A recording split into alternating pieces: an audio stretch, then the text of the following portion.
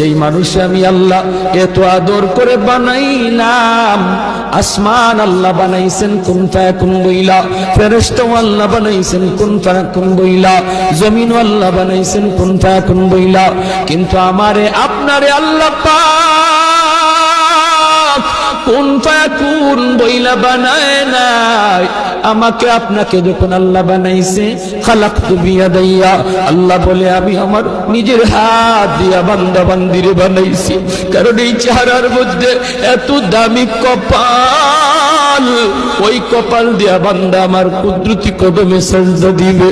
এই কপালটার এত দাম। এই কপাল কুন ফায়াকুন বললে হয় না, এই কপাল ফেরেশতাদের হাতে বানাইলেও হয় না, আমি আল্লাহ নিজের হাতে বানাইছি। আল্লাহ পাক কই আমি আল্লাহ দেখি জমিনে কেমন অন্যায় হয়, অত্যাচার কেমন জুলুম হয়।